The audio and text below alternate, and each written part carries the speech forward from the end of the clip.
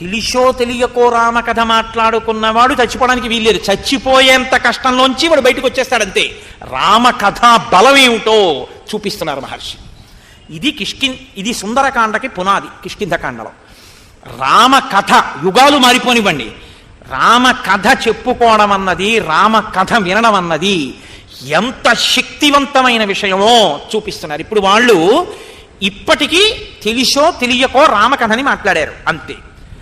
అకస్మాత్తుగా వాళ్ళకి ఈ కథ మాట్లాడుకుంటుంటే అక్కడికి ఒక పెద్ద పక్షి ఒకటి వచ్చింది. వచ్చి అదండి, ఎవరురా ఇక్కడ నా తమ్ముడు జటాయువు పేరెత్తిన వాళ్ళెవరు, ఎవరు ఈ మాటలో మాట్లాడుతున్నారు అని ఆ సంపాతి అనబడేటటువంటి పక్షి పర్వత శిఖరం మీద కూర్చుని అంటోంది. ఈ అంగదుడు తన ధోరణిలోనే తానున్నాడు, పడుకున్నాడు కదండి. పక్క వాళ్ళు పూర్తిగా అందరూ కనపడరు పడుకున్నవాడికి, ఇటు పక్క వాళ్ళు పూర్తిగా కనపడరు.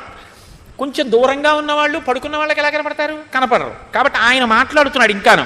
వైదేహ్యాహ ప్రియకామేన కృతం కర్మ జటాయుష గృధ్రరాజేన యత్తత్ర శ్రుతం వస్తదశేషత తథా సర్వాణి భూతాని తిర్యగ్యోనిగతాన్యపి ప్రియం కుర్వంతి రామస్య త్యక్త్వా ప్రాణాన్ యథావయం అన్యోన్యం ఉపకుర్వంతి స్నేహ కారుణ్యయంత్రితాః ప్రియం కృతం హి రామస్య ధర్మజ్ఞేన జటాయుష ససుఖీ గృధ్రరాజస్తు రావణేన హతోరణే ముక్తశ్చ సుగ్రీవ భయాత్ గతశ్చ పరమాంగతిం జటాయుషో వినాశేన రాజ్ఞో దశరథస్య చ హరణేన చ వైదేహ్యాః సంశయం హరయోగతాః. ఆయన దృష్టికోణం దేని మీదకి వెళ్ళిందంటే తిరియక్కులు రాముడికి సాయపడ్డాయి. తిరియక్కులు అంటే వెన్నుపాము అడ్డంగా ఉన్న వాటిని తిరియక్కులు అంటారు. వెన్నుపాము అడ్డంగా ఉన్నటువంటి ప్రాణులు, చాలా ప్రాణులు రాముడికి సాయం చేశాయి. మనుష్యులు కాదు సాయం చేయడం, రాముడికి సాయం చెయ్యని వాళ్ళు లేరు. అందులో విశేషించి జటాయు ఒక పక్షి ఎంత సాయం చేసింది రాముడికి. సీతాపహరణం జరుగుతుంటే రాముడు వచ్చాక శబ్దాన్ని లేని కూర్చోకుండా రావణుణ్ణి ఆపే ప్రయత్నంలో రావణాసురుని యొక్క రథాన్ని విరగ్గొట్టి సారథిని చంపింది. తన కత్తితో రెక్కలు తెగనరికి కాళ్ళు కోసేసి ఆ పక్షిని చంపేశాడు. కానీ అది అదృష్టవంతురాలు. సుగ్రీవుడు బారిపడి చచ్చిపోకుండా రామకార్యంలో చచ్చిపోయింది. మన దురదృష్టం ఏమిటో, వెనక్కెడితే సుగ్రీవుడి చేతిలో చచ్చిపోతాం తప్ప మనం రామకార్యం మీద ఆయనకి ఉపయోగపడలేకపోయాం. వాళ్ళందరూ రామకార్యంలో చచ్చిపోయారు. మనం రామకార్యంలో ఉపయోగపడి చచ్చిపోవట్లేదు, మనం మన పని పూర్తి చెయ్యకుండా చచ్చిపోతున్నాం. అరే రే, మనకి ఎంత బాధ వచ్చిందిరా అని అంగదుడు ఆయనకి ఎప్పుడూ ఇంకా ఈ సుగ్రీవుడు చావు ఇంతే, అదే పట్టుకుంటాడు. నేను మీతో చెప్పానుగా. అందుకని అలా రామాయణాన్ని ఆ కోణంలో తిరియక్కులు ఉపకారం చేయడంగా చెప్తున్నాడు. అకస్మాత్తుగా పక్షంది కోయం గిరా ఘోషయంతి ప్రాణై ప్రియతమస్యమే జటాయుషో వధం భ్రాతు కంపయన్ నివమే మనః కోయం గిరా ఘోషయతి. ఎవరు నా ప్రాణములతో సమానమైనటువంటి నా తమ్ముడైన జటాయువు యొక్క పేరెత్తి మాట్లాడుతున్నవారు, ఆ జటాయువు యొక్క వధ గురించి విని నేను ఎంతో ఖేదాన్ని పొందాను.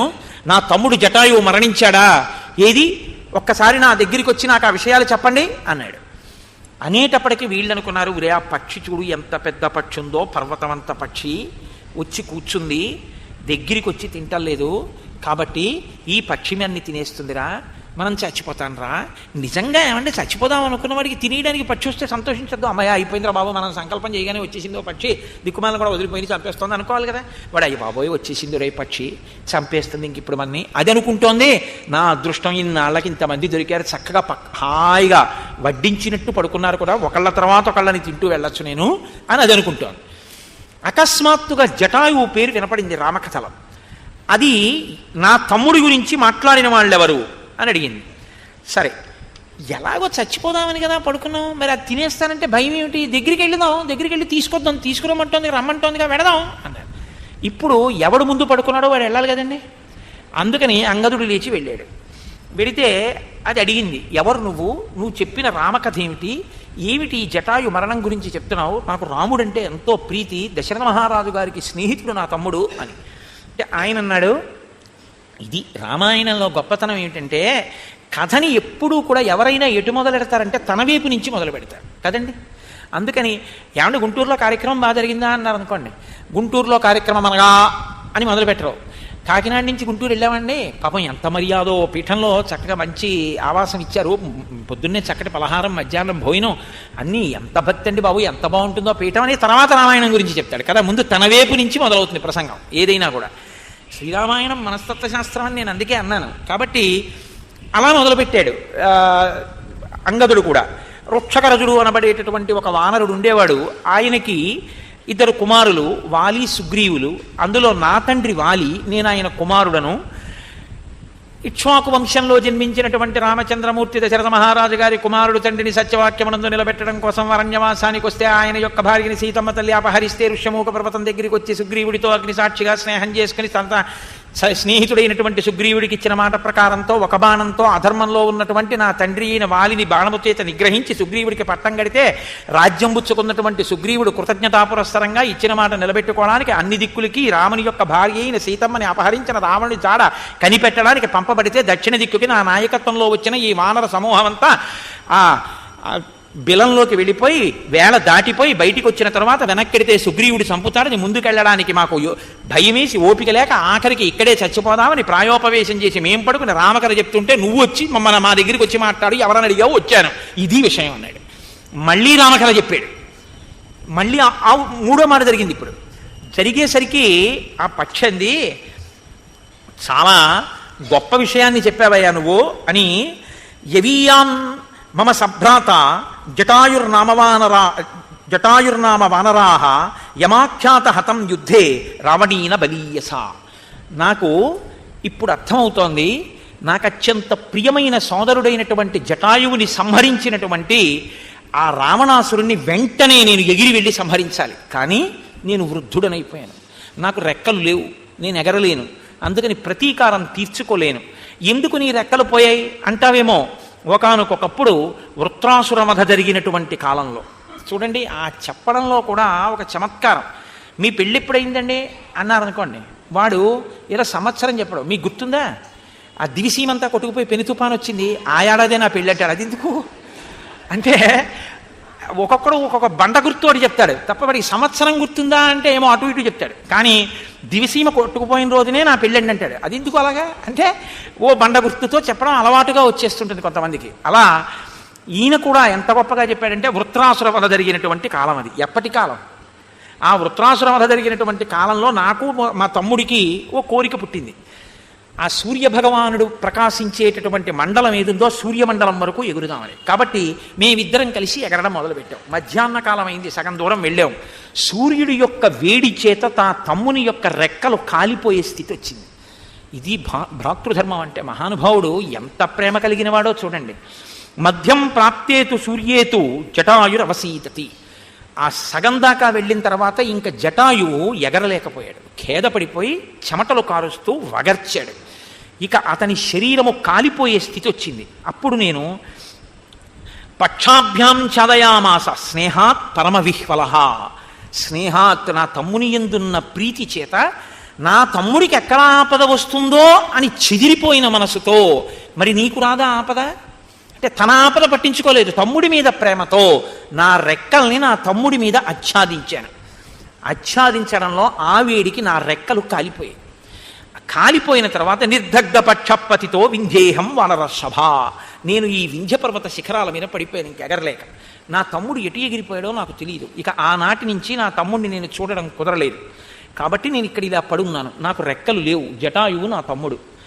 అంటే అంగదుడు అన్నాడు, ఈయన గొడవ ఈయనది కదండి, ఎవడి గొడవ వాడిది. కాబట్టి ఎవడు ఏం మాట్లాడుతున్నా మళ్ళీ ఈయన సబ్జెక్టులోకి ఈయన తీసుకొస్తాడు. అంటే ఆయన అన్నాడు, అంతకుముందు ఎగిరానన్నాడుగా, సూర్యుడి వరకు ఎగిరానన్నాడు, బాగా బలం ఉందంటున్నాడు. పైగా ఒక్కొక్కసారి ఏమవుతుందంటే ఎటు వెళ్ళని వాడే బాగా పనికొస్తాడు. ఎందుకో తెలుసా అండి, వాడు ఎక్కడికి వెళ్ళాడు కాబట్టి ఇటు ఎవరైనా వెళ్ళారండి అలా తీసుకుని వెళ్ళి అడిగితే వాడే చెప్పగలడు. కాబట్టి దక్షిణ దిక్కున అప్పుడు రెక్కలు కాలిపోయి కూర్చున్నాడంటే రావణుడు ఇలా వెళ్ళాడేమో చూశాడేమో అని అనుమానం వచ్చింది.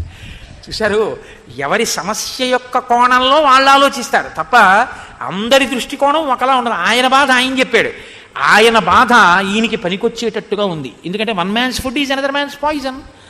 ఆయన అలా కూర్చుని ఉండడం బహుశా సీతమ్మని తీసుకెళ్ళినప్పుడు చూసే ఉంటాడు. పనే ఉంది, ఏమీ లేదు, అక్కడే కూర్చున్నాడు కదా. ఇదేంటి మా ఆవిడని అడిగితే తెలియదు కానండి, అది అటు ఇటు పోతుంటుంది ఆఫీస్కి దానికి. మా అమ్మ ఎక్కడికి వెళ్ళదాడు, ఇంట్లోనే ఉంటుంది. ఆవిడని అడగండి, ఒకవేళ ఫోన్ ఏమైనా వచ్చిందేమో అంటాడు ఒక్కొక్కడు. అంటే ఆవిడ ఎక్కడికి వెళ్ళదు కాబట్టి ఆవిడకి అన్నీ తెలుస్తాయి ఇంట్లో జరిగినవి.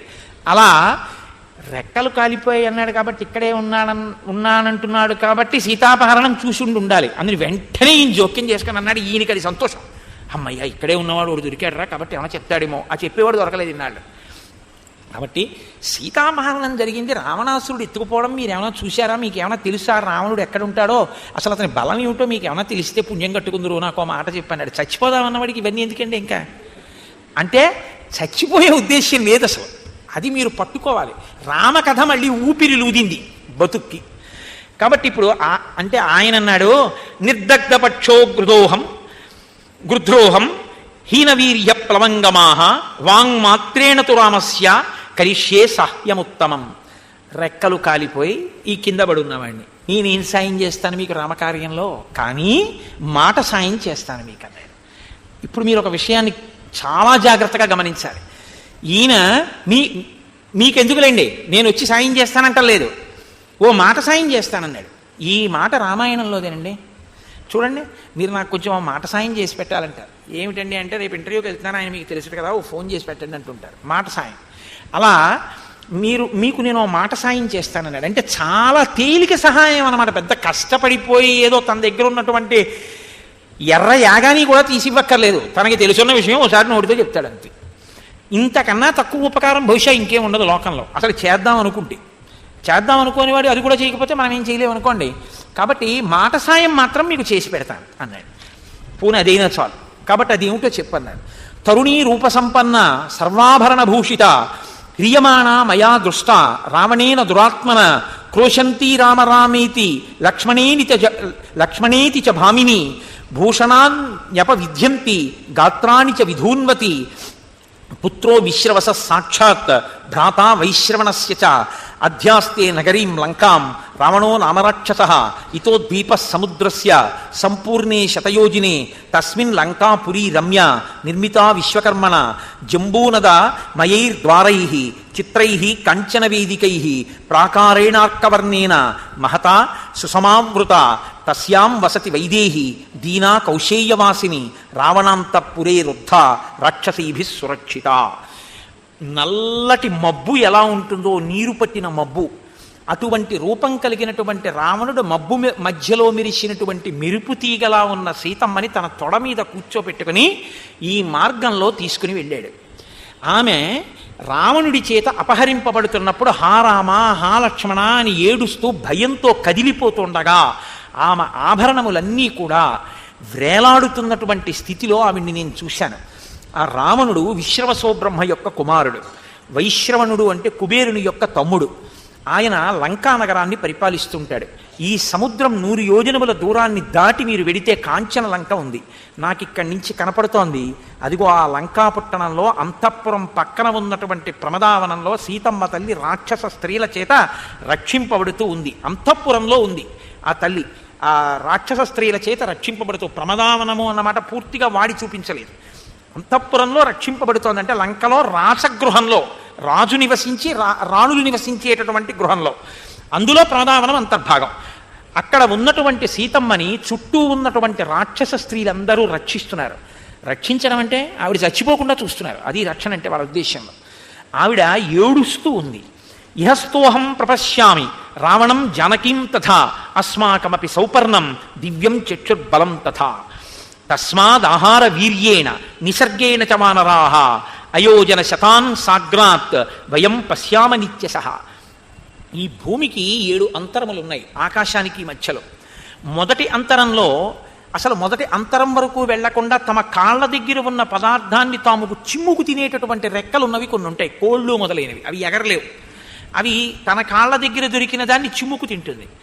ఇంకొకటి పావురం లాంటిది మొదటి అంతరంలో ఎగురుతుంది ధాన్యపు గింజలేరుకొని. కాకి లాంటిది పళ్ళు కాయలు తింటూ 2వ అంతరంలో ఎగురుతుంది. 3వ అంతరంలోకి వెళ్ళేటప్పుడు 2వ మార్గంలో నీటి కాకులు, ఈ క్రౌంచ పక్షులు, లకుముకి కాకులు 2వ అంతరంలో ఎగిరితే క్రౌంచ పక్షులు మొదలైనటువంటివి 3వ అంతరంలో లకుముకి పిట్టలు, నీటి కాకులు ఎగురుతాయి. 4వ అంతరంలో డేగలు ఎగురుతాయి. 5వ అంతరంలో గ్రద్దలు ఎగురుతాయి. 6వ అంతరంలో హంసలు ఎగురుతాయి. 7వ అంతరంలో చివరి అంతరంలో ఆకాశానికి దగ్గరగా ఒక్క వినతపుత్రులైనటువంటి వైనితేయులు మాత్రమే ఎగురుతారు. వాళ్ళకొక్కళ్ళకే అంత శక్తి.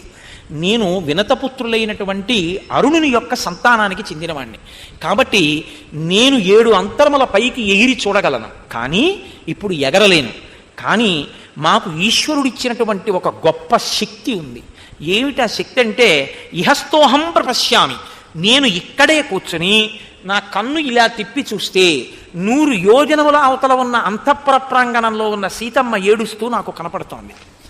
ఎందుకు అలా కనపడుతోంది?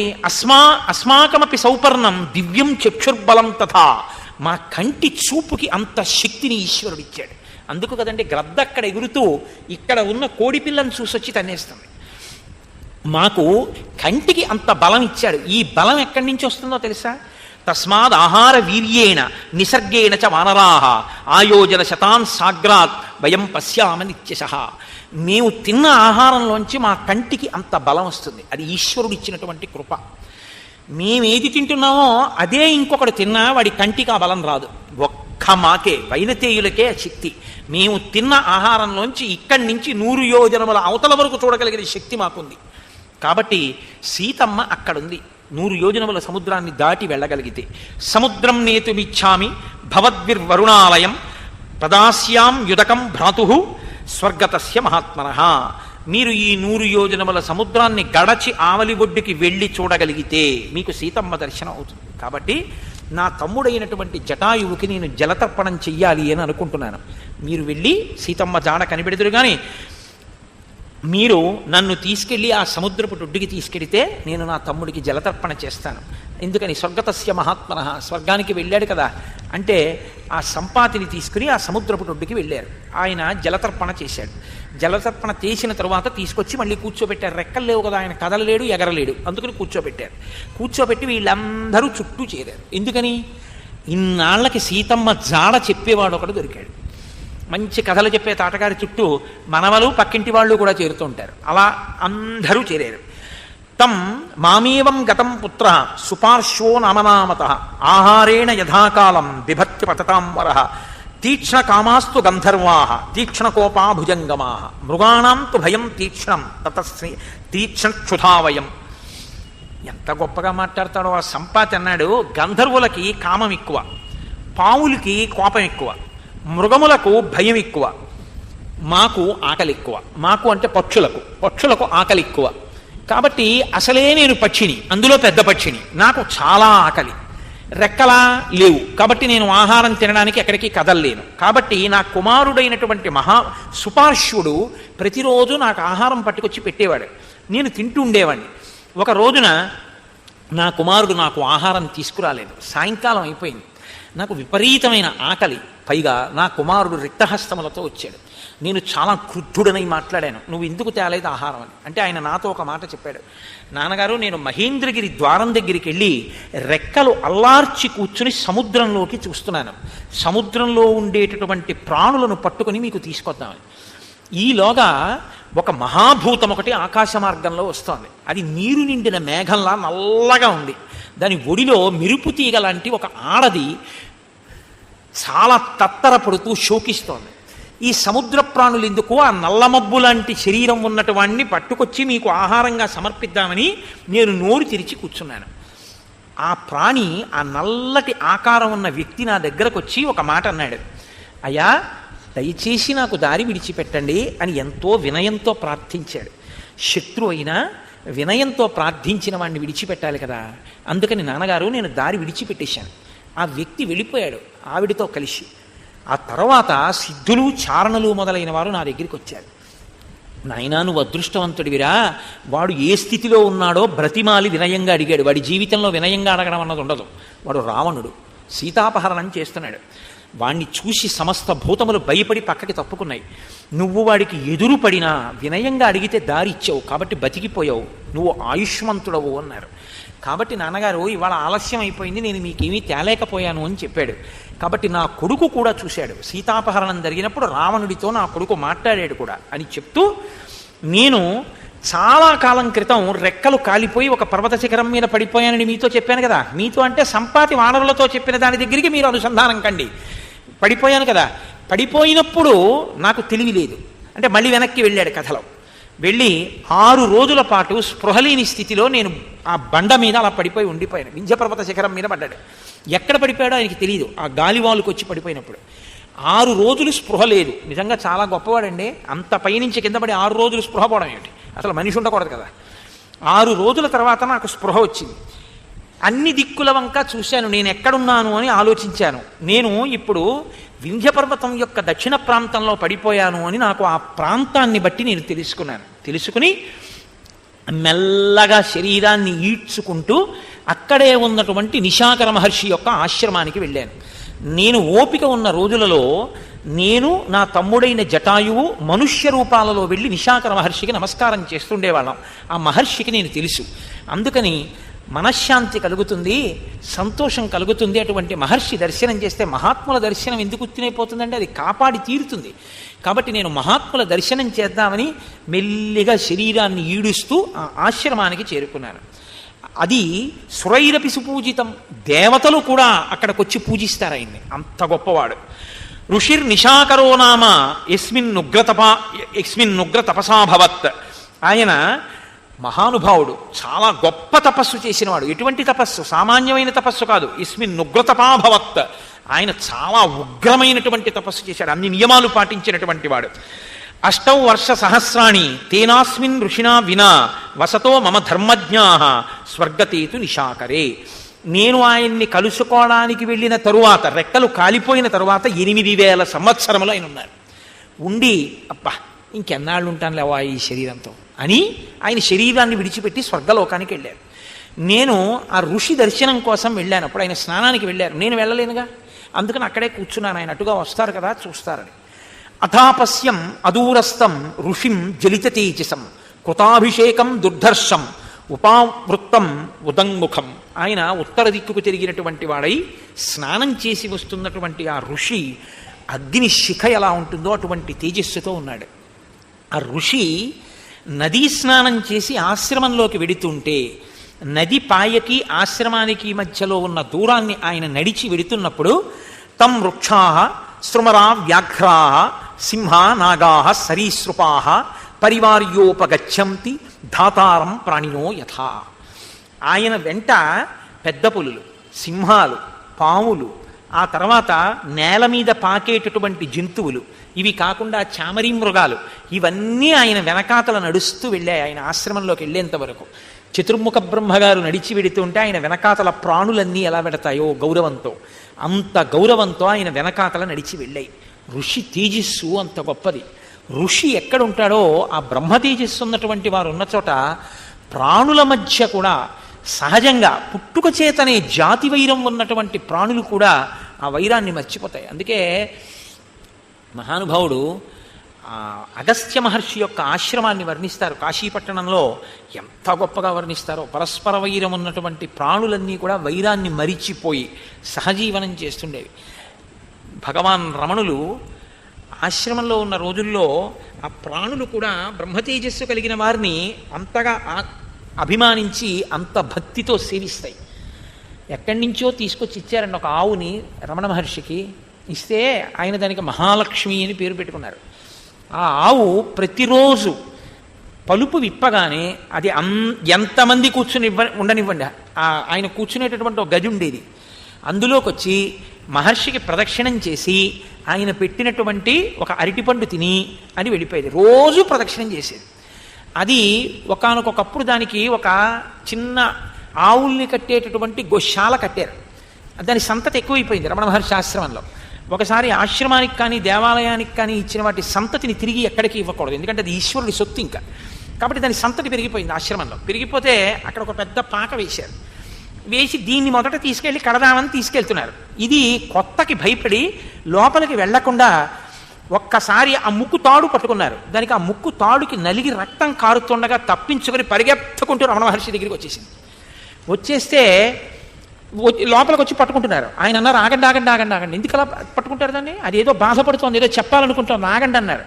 అది మహర్షి దగ్గరికి వచ్చి మోరలెత్తి ఏదో అలా అలా అని మాట్లాడింది. ఆయన అన్నారు, దానికి పాక వేశారట, దాన్ని ఇవాళ గృహప్రవేశం చేయిస్తున్నారట, దానికి భయం వేసిందిట, దానికి ముక్కుతాడు వేశారట, అది పట్టుకు లాగారట, దానికి నెత్తురు కారింది, దానికి ఎంత బాధ కలిగిందో నేను భగవాన్కి చెప్పుకుంటానని అది నా దగ్గరికి వచ్చింది. పైగా దాన్ని లాగేస్తారా మీరు? అమ్మా మహాలక్ష్మి, ఏం చేయరు నాన్న, నీకు ఇల్లు కట్టారు, వెళ్ళి అక్కడ ఉండి నేను వస్తానే అన్నారు. అంతే, వెళ్ళిపోయింది తలాడించి. యథార్థంగా ఎప్పుడో కాదండి, ఈ మధ్య కాలంలో భగవాన్ రమణులంటే మహానుభావుడు మొన్నటి వరకు ఉన్నవారే కదా, 4-5 దశాబ్దాల క్రితం వరకు. వారి సమక్షంలో సమస్త ప్రాణులు అలాగే ఉండేవి. అందుకే రమణ మహర్షి శరీరంతో ఉన్న కాలంలో ఒక ఆశ్చర్యకరమైన సంఘటన జరిగింది. ఒక పిల్లవాడు పుట్టాడు ఒక ఆయనకి. వాడు ఎంత ఉన్మాదిగా పుట్టాడంటే అసలు వాడు నిద్ర కానీ తెలివి వస్తే ఇక వాడిని పట్టుకోలేరు, ఇనప గొలుసులతోటే కట్టాలి. అలా ఊగిపోయేవాడు ఉన్మాదంతో. ఆయన ఐశ్వర్యవంతుడు, పాపం కొడుకు చంద్రబింబంలా ఉన్నాడు, ఇలా ఉంటున్నాడని ఆయన తీసుకెళ్ళని మహాత్ములు లేడు. ఆసేతి హిమాచల పర్యంతం ఎవరి దగ్గర లొంగలేదు. ఎవరో ఒక ఆయన అన్నాడు, రమణ మహర్షి ఆశ్రమానికి తీసుకెళ్ళండి అన్నారు. ఆయన్ని వాహనంలోంచి గొలుసులతో కట్టినట్టుగా కాళ్ళు చేతులు 10 మంది పట్టుకుని తీసుకెళ్లారు. రమణ మహర్షి ఒక సోఫాలో ఇలా పడుకుని ఉండేవారు. ఆయన పడుకుని ఉన్నారు, ఈ పిల్లవాడిని తీసుకెళ్లారు. అంతే, ఆయన ఇలా చూశారు, ఈ పిల్లవాడు ఆయన్ని చూశాడు. అంతే. ఇన్నాళ్ళు ఉన్మాదంతో ఉన్నవాడు ఒక్కసారి ప్రశాంత చిత్తుడై నేల మీద పడి భగవాన్కి నమస్కారం చేసి చక్కగా ప్రశాంతంగా అలా కూర్చున్నాడంతే. ఆయన ఆ పిల్లాడితో మాట్లాడలేదు, పిల్లాడు ఆయనతో మాట్లాడలేదు. అంతే, మౌనంగా కూర్చుని ఉండిపోయేవారు. బ్రహ్మజ్ఞానులే, వాళ్ళ వైభవమే. వాళ్ళ కోసం ప్రాణులు అలా వెంపర్లాడతాయి. ఆయన, నేను మీకు నిశాకర మహర్షి గురించి వచ్చింది కాబట్టి మనవి చేస్తున్నాను. మహాలక్ష్మి ఆవు ప్రాణోత్క్రమణం అయిపోతుంటే అది ప్రాణం విడిచిపెట్టకపోతే బాధపడుతుంటే రమణ మహర్షి వెళ్ళి ఆయన దగ్గర కూర్చుంటే అప్పుడది ఆర్తితో ఆయన ఒళ్ళో తల పెట్టుకుని 2 కనుగుడ్లు పైకెత్తి ఆయన వంకే చూస్తూ ఆయన ఒళ్ళోనే తల వాల్చేసి ప్రాణం వదిలేసి. ఒక మహాత్ముడు కించిత్ కర్మ మిగిలిపోయి ఆవు రూపంలో వచ్చాడు కాబట్టి దీన్ని ఇలా విడిచిపెట్టవద్దు అని ఒక సన్యాసిని ఏ క్రమంతో భూస్థాపితం చేస్తారో అలా భూస్థాపితం చేశారు. ఇప్పటికీ మీరు భగవాన్ రమణుల ఆశ్రమానికి వెడితే ఆశ్రమంలో ధ్యాన మందిరానికి వెనకాల కంటే భోజనశాల పక్కన మీరు చూస్తే మహాలక్ష్మి ది కౌ అని బోర్డు ఉండి ఒక సమాధి కనపడుతుంది. అందులో ఆయన చేతులతో ఆయన ఆవుని పెట్టి ఉప్పు వేసి సమాధి చేశారు. అలాగే ఒక జింక ఆయన సమక్షంలో నెమలి పడుకునేది, కుక్క పడుకునేది, పాము పడుకునేది, పిల్లి పడుకునేది, ఎలక పడుకునేది, చెవుల పిల్లి పడుకునేది, ఒక తెల్లనెమలి పడుకునేది, అన్ని ప్రాణులు అలా పడుకునేవి. జీడిపప్పు పట్టుకుని ఆయన ఇలా చేత్తో పట్టుకుంటే అన్ని ప్రాణులు చుట్టూ వచ్చి ఆయన చేతిలో ఉన్న జీడిపప్పుని అన్నీ తింటుండేవి. తొందరపడకండే పెడతాను అని ఆయన దోసిటితో పట్టుకుంటే అన్ని ప్రాణులు ఒకదాని పట్ల ఒకటి వైరం కలిసి తినవు, గుర్రమంటాయి, అటువంటివన్నీ కలిసి తింటుండేవి. ఒకప్పుడు ఒక నెమలి మాత్రం ఏం చేసిందంటే ఆయన పట్టుకుంటే తొందరపడి గట్టిగా కొట్టింది, ఆయనకి రక్తం వచ్చింది. నీకు ఆర్తి ఎక్కువైపోయింది, ఇక నేను పెట్టను పో అన్నారు ఆయన. దానికి ఎంతమంది జీడిపప్పు పెట్టినా తినలేదు, అది అలాగే నీరసపడిపోయి పడుకుంది. ఒకరోజు నేను పిలిచారు, ఏ బుద్ధి వచ్చిందా రా అన్నారు. అంతే, పరుగున వచ్చి ఆయన చేతిలో జీడిపప్పు తింది. అన్ని ప్రాణులు ఏకకాలంలో ఆయన చుట్టూ లేళ్ళు, జింకలు అన్నీ తింటుండేవి. ఒక రోజున ఆయన జీడిపప్పు తిండి ఇవన్నీ వచ్చాయి తింటాయనేవారు. జీడిపప్పు కోసం అన్ని చుట్టూ వచ్చి కూర్చుని జీడిపప్పు తిండి అన్నారు. ఆశ్రమంలో వాళ్ళు అన్నారు, ఇవాళ పాయసంలోకే ఉంది జీడిపప్పు లేదుట అన్నారు. ఆయన అన్నారు, ఓహో మనకి జీడిపప్పు ఉంది, వాటికి జీడిపప్పు లేదనమాట. మనకి పాయసంలో జీడిపప్పు కావాలి, వాటికి అక్కర్లేదు. అవి ప్రాణులు కావు, మనమే ప్రాణులమే, వాటికి జీడిపప్పు వస్తుంది, అవి వాటికే, మీకు కాదు, మీ పాయసంలో కాదన్నారు. అంతే. ఒక ఆయన కారులో తీసుకొచ్చి ఫలానా సేటు గారు ఇమ్మన్నారండి బస్తా జీడిపప్పు బాదం పప్పు అని అక్కడ పెట్టేశాడు. ఇవి వాటికి, మీకు కాదు, రోజు వీటికే పెట్టండి అన్నారు ఆయన. బ్రహ్మజ్ఞాని. ఇది ఎక్కడో ఎప్పుడో అనుకోకండి మీరు. ఇప్పటికీ మహాత్ములు ఉన్నారు, వారి దగ్గర ప్రాణులు తమ వైరాన్ని మర్చిపోతాయి. ఇప్పటికీ రమణ మహర్షి ఆశ్రమంలో మీరు వెళ్ళి చూస్తే మీరు చాలామంది చూసే ఉంటారు, నేను అనుకోవడం. ఎవరో కొద్దిమంది ఎవరైనా చూడని వాళ్ళు ఉన్నారేమో, కానీ చాలామంది చూసుంటారు. ఉదయం వేళలో మీరు భగవాన్ రమణుల ఆశ్రమానికి వెళితే నెమళ్ళు క్రాంకణం చేస్తూ పురులు విప్పుతుంటాయి ఆ చెట్ల మీద, పైన, అన్ని చోట్ల. అనేక సందర్భాల్లో పావులు పాకి వెడుతుంటాయి, నెమలి పావుని చెనకదక్కడ, ఎప్పుడు ఏమీ చేయదు. రమణ మహర్షి శరీరాన్ని విడిచిపెట్టి దాదాపు 5 దశాబ్దాలు అయిపోతున్నా, 50 ఏళ్ళు అయిపోతున్నా, ఇప్పటికీ రమణ మహర్షి యొక్క ఆశ్రమంలో ఆ ప్రాణుల మధ్య ఉండేటటువంటి స్నేహభావం ఇప్పటికీ ఎలా ఉంది. నిశాకర మహర్షి వెంట ఈ ప్రాణులన్నీ బ్రహ్మగారి వెనకాతల ప్రాణులు వచ్చినట్టుగా వచ్చి ఆయన ఆశ్రమంలోకి వెళ్ళిపోయాయి అంటే మీరు ఎందుకు ఆశ్చర్యపోవాలి? భూతముల పట్ల ఆ భావనతో ఉండి అంతటా బ్రహ్మమునే చూడగలిగినటువంటి మహాపురుషుల పట్ల భూతములు కూడా అలాగే ప్రవర్తిస్తాయి.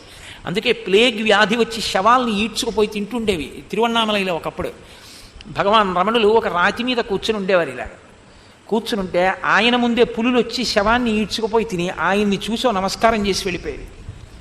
ఆయన కూర్చుంటే త్రాచుపాములు ఆయన పాదాల నుంచి వెళ్ళిపోయేవి తప్ప పడగ కూడా ఇలా ఎత్తేవి కావు. ఆయన కూడా భూతముల పట్ల అంత దయతో ఉండేవారు, బ్రహ్మమును చూసేవారు. ఆయన ఒకానొకప్పుడు అరుణాచలం కొండ మీద కడుతుంటే ఒక పొదకి ఆయన కాలు తగిలింది, దాంట్లో తేనె పట్టుంది, తేనెటీగలు లేచాయి. ఆయన వెంటనే అయ్యయ్యో మీరు కష్టపడి కట్టుకున్న ఇల్లు నా కాలు తగిలి మీ గూడు చిదిరింది, మీకు బాధ కలిగింది. మీరు పొందిన బాధ నేను పొందితే తప్ప నా పాపం పోదు. మిమ్మల్ని నేను ఎంత ఖేద పెట్టానో ఇక్కడికి వచ్చి గూడు కట్టుకుని ఉన్నవాళ్ళని, కాబట్టి మీరు కరవండి అని ఆ కాలు ఎత్తి రాయి మీద పెట్టి నించున్నారు. తేనెటీగలన్నీ వచ్చి కాలు ఇక్కడి నుంచి పాదం వరకు పట్టేసి శుభ్రంగా కరిచేసి వదిలిపెట్టాయి. ఆయన ఆ కాలు ఎర్రగా అయిపోయి ఇంత లావున వాచిపోయింది.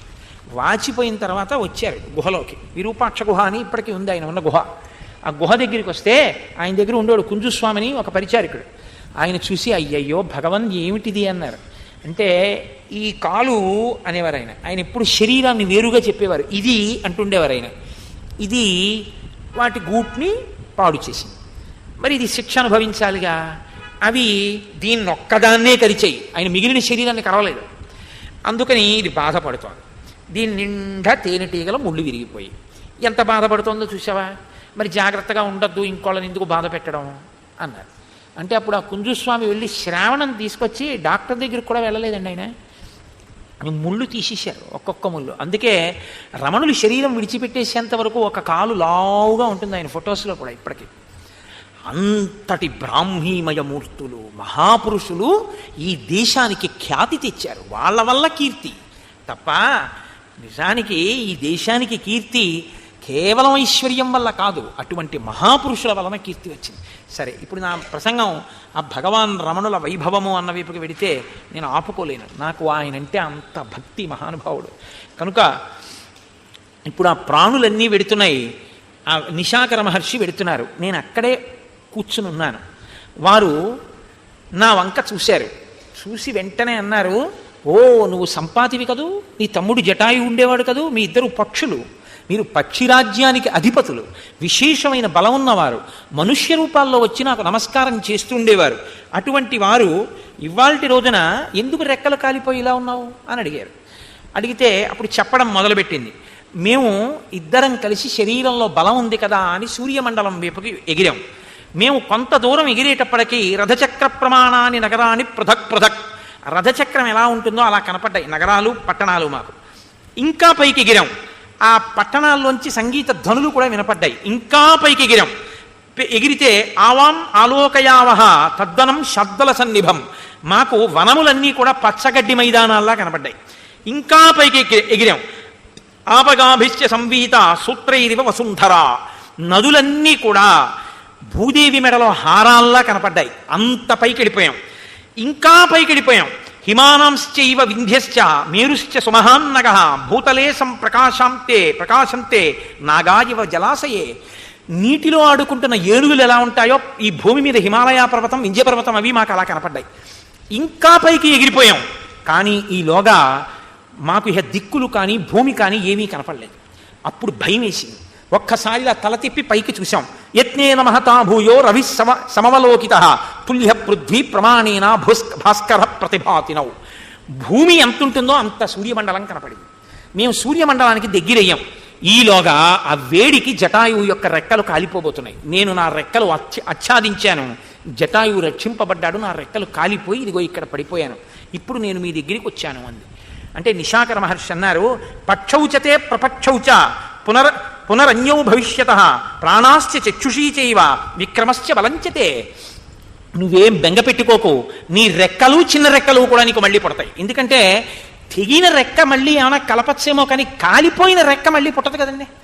పైగా రెక్క పుట్టిన రెక్క లోపల చిన్న రెక్క ఉంటుంది, మళ్ళీ రెక్క చిన్న రెక్క కూడా పుడుతుంది. నీ కంటి బలం అలాగే ఉంటుంది. నీకు యవ్వనంలో ఎంత బలం ఉందో అంత బలం వస్తుంది. ఎందుకు వస్తుందో తెలుసా? అన్నాళ్ళు ఉండగలిగినంత ఓపిక నాకు లేదు, కానీ ఇంకా ఈ శరీరంతో అన్నాళ్ళు ఉండే ఓపిక నాకు లేదు. బా, కొంతమంది వైరాగ్య సంపత్తి అలా ఉంటుందండి.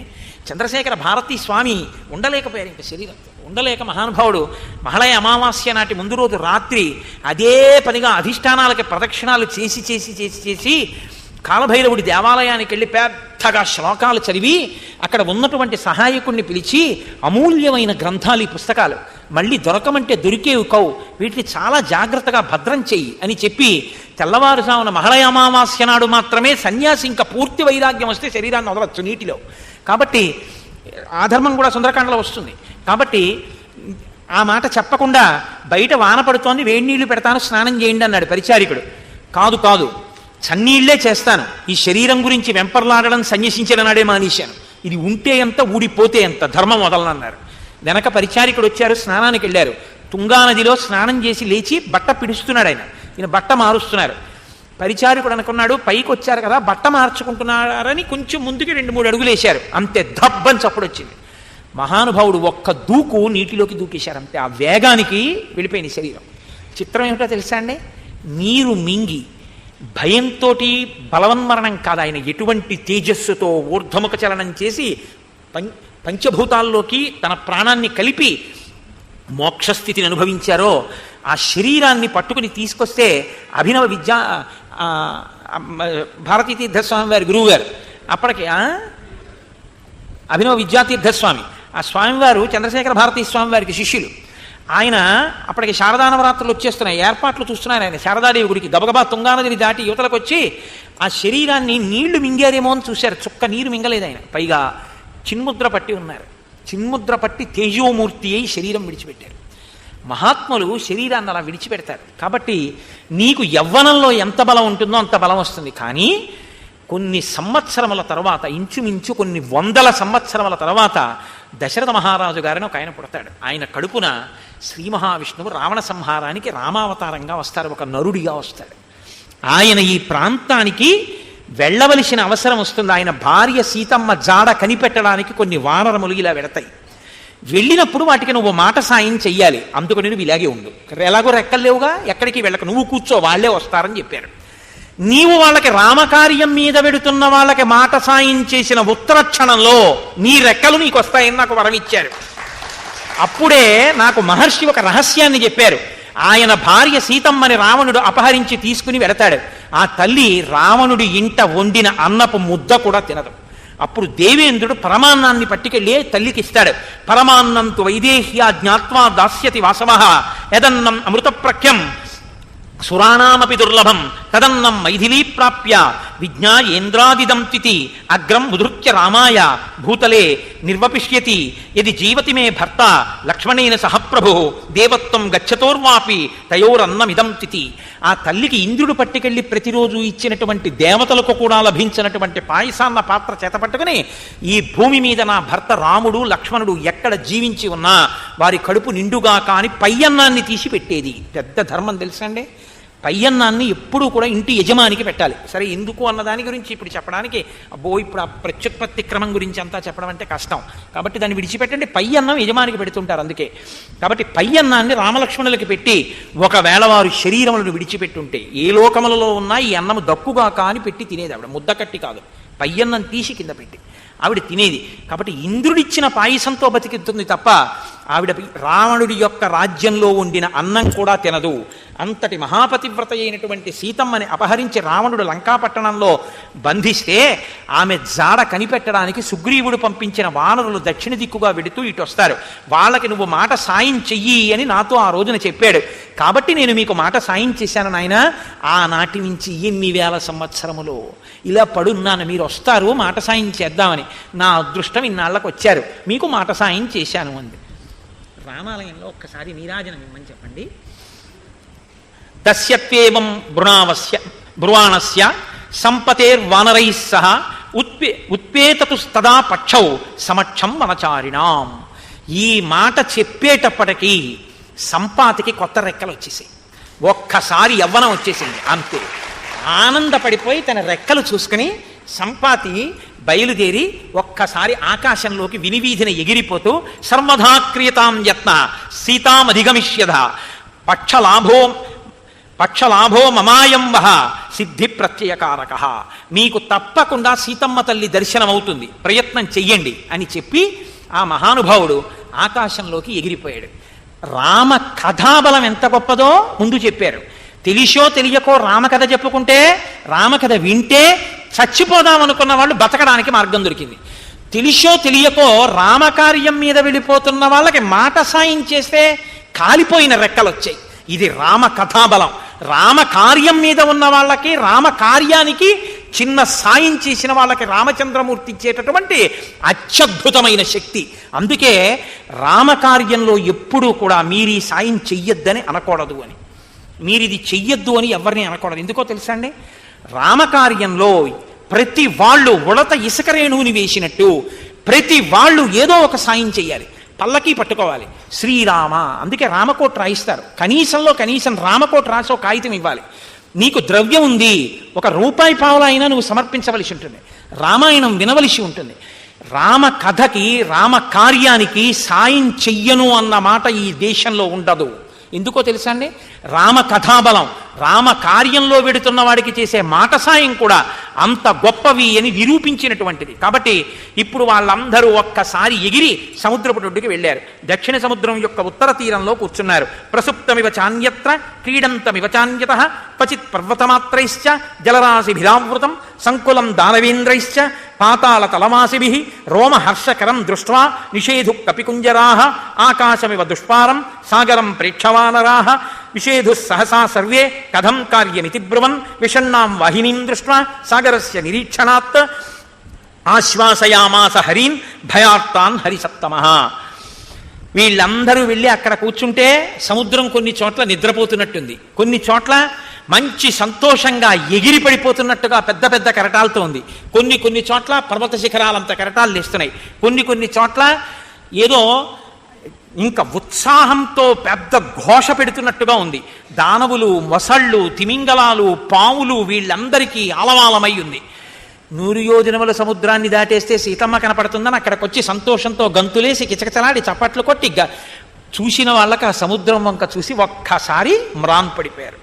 మ్రాన్పడిపోయి 100 యోజనముల సముద్రాన్ని దాటాలంటే అలా చతికిల పడిపోయిన వాళ్ళని చూసి అంగదుడు అన్నాడు, న విషాదే మనఃకార్యం విషాదో దోషవత్తమ విషాదో హంతి పురుషం బాలం క్రుద్ధ యువోరగ.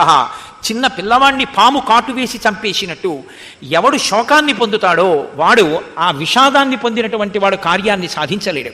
కాబట్టి మీరు ఉత్సాహాన్ని పుంజుకోండి. రామునికి ఇచ్చినటువంటి మాట నిలబెట్టగలిగిన వాడెవరు? వెనక్కి వెళ్ళి మేము సీతమ్మ జాడ కనిపెట్టామని శుభవార్త మనం పట్టికెళ్ళేటట్టుగా చేసి వానర జాతి ప్రతిష్ట నిలబెట్టగలిగినటువంటి మహాపురుషుడు మన సమూహంలో ఎవరు?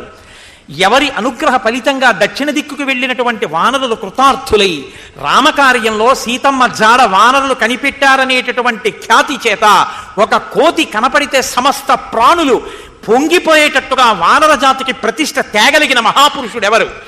ఏ మహానుభావుడు పుణ్యం కట్టుకుని ఈ 100 యోజనములు దాటుతాడు? ఎవరెవరు ఎంత దాటగలరో మీ బలాలు నాకు చెప్పండి అన్నాడు. గజుడు లేచి 10 యోజనాలు ఎడతానన్నాడు. గవాక్షుడు 20, గవయుడు 30, శరభుడు 40, గంధమాదనుడు 50, మైందుడు 60, దివిదుడు 70, సుషేణుడు 80, జాంబవంతుడు 90 అని ఆయన అన్నాడు. నా బలం ఇంతే అనుకోకండి.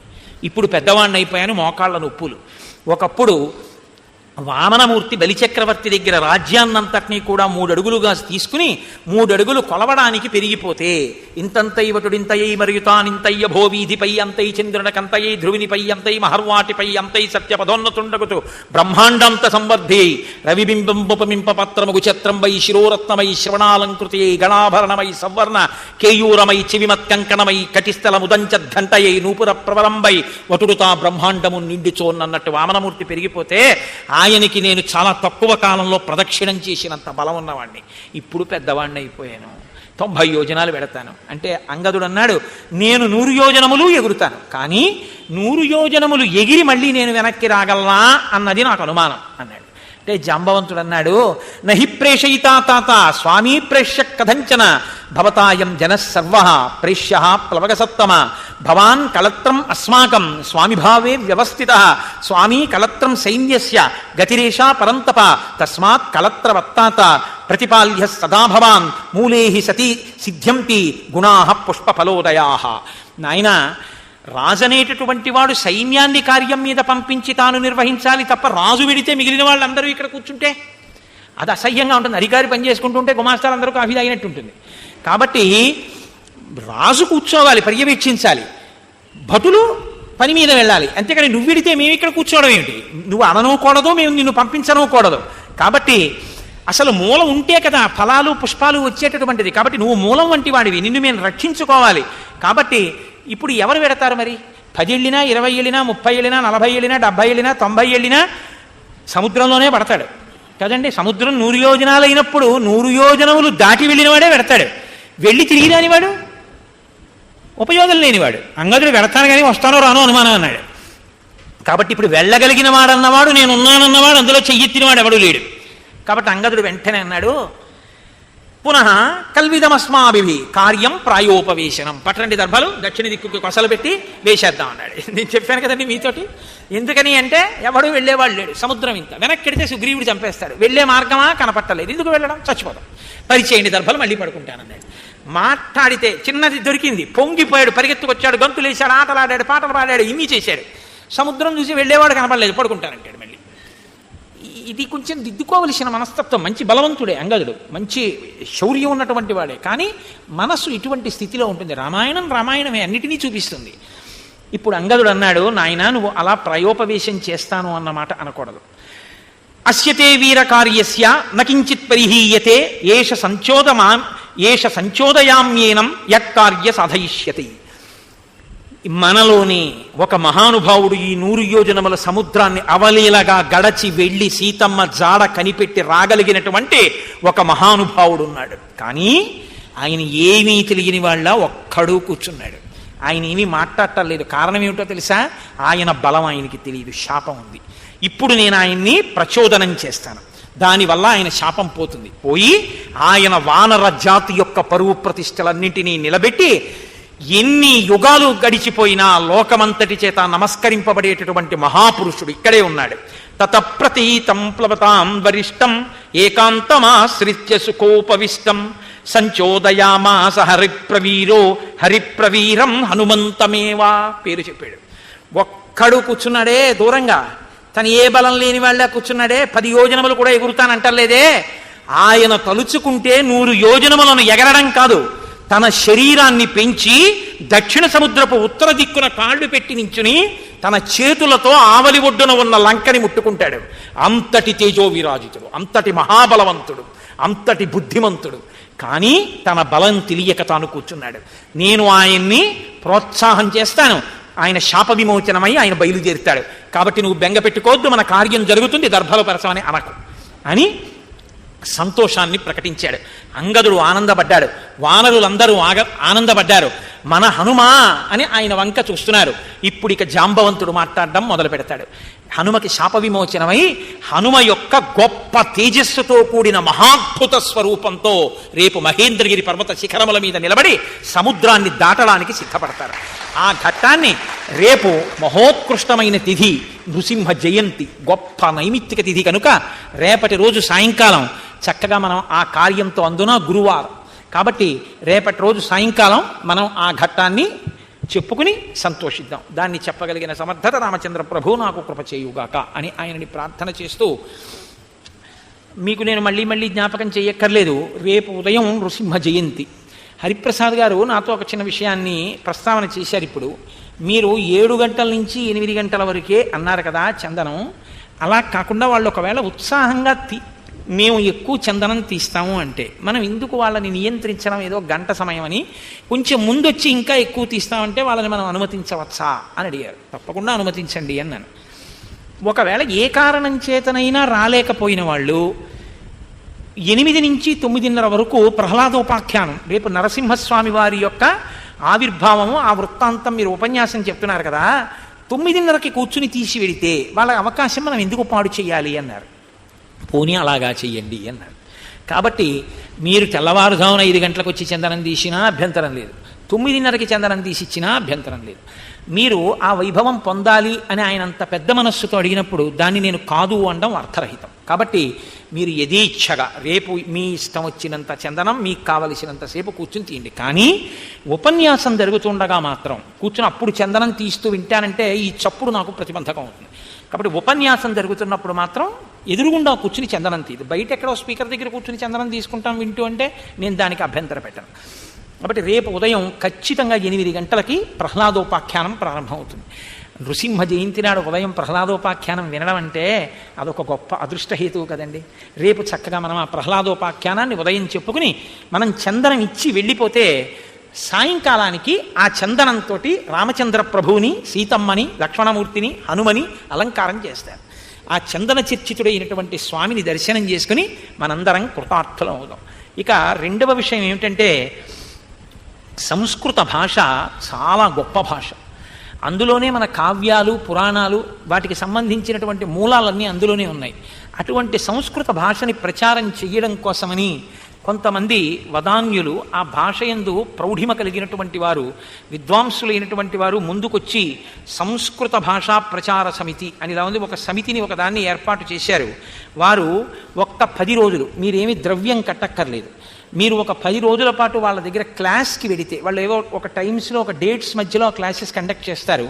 మీరు ఆ క్లాస్కి వెడితే 10 రోజులలో మీరు సంస్కృత భాషలో మాట్లాడగలిగినటువంటి శక్తి మీకు కలిగేటట్టుగా వారు దాని మీద చిన్న చిన్న పుస్తకాలు కూడా ప్రచురణ చేశారు, నాకు కూడా ఇచ్చారు చూడమని.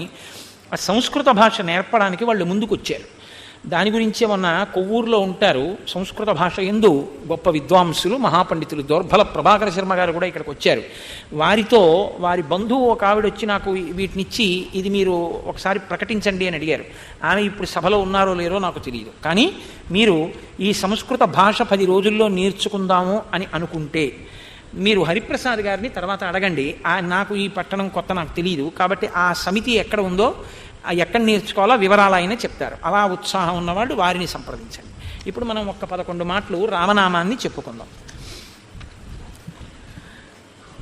నారదాది మహామునీంద్రులు నమ్మినది శ్రీరామనామము. రామనామము రామనామము రమ్యమైనది రామనామము. గౌరికిది ఉపదేశనామము కమలజుడు జపించు నామము. రామనామము రామనామము రమ్యమైనది రామనామము. వాదభేదాతీతమగు వైరాగ్యమే శ్రీరామనామము. రామనామము రామనామము రమ్యమైనది రామనామము. భగవదర్పిత కర్మ పరులకు పట్టుబడు శ్రీరామనామము. రామనామము రామనామము రమ్యమైనది రామనామము. ఆంజనేయుని వంటి భక్తులకు ఆశ్రయము శ్రీరామనామము. రామనామము రామనామము రమ్యమైనది రామనామము. శిష్టజనముల దివ్య దృష్టికి స్పష్టమగు శ్రీరామనామము. రామనామము రామనామము రమ్యమైనది రామనామము. రాకడయు పోకడయు లేనిది రమ్యమైనది రామనామము. రామనామము రామనామము రమ్యమైనది రామనామము. వేదవాక్య ప్రమాణములచే అలరుచున్నది రామనామము. రామనామము రామనామము రమ్యమైనది రామనామము. రావణానుజ హృదయ పంకజ రాచకీరము రామనామము. రామనామము రామనామము రమ్యమైనది రామనామము. ఎందు చూచిన ఏకమైతా వెలయుచున్నది రామనామము. రామనామము రామనామము రమ్యమైనది రామనామము. జ్ఞానభూముల 7 గడచిన మౌన దేశము రామనామము. రామనామము రామనామము రమ్యమైనది రామనామము. కోటి జన్మల పాపమెల్లను రూపుమాపును రామనామము. రామనామము రామనామము రమ్యమైనది రామనామము. తల్లివలె రక్షించు సుజనుల నెల్ల కాలము రామనామము. రామనామము రామనామము రమ్యమైనది రామనామము. మంగళంబగు భక్తితో పాడిన శుభకరంబగు శ్రీరామనామము. రామనామము రామనామము రమ్యమైనది రామనామము. మంగళాశాసనపరైః మదాచార్య పురోగమైః సర్వైశ్చ పూర్వైరాచార్యైః సత్కృతాయాస్తు మంగళం.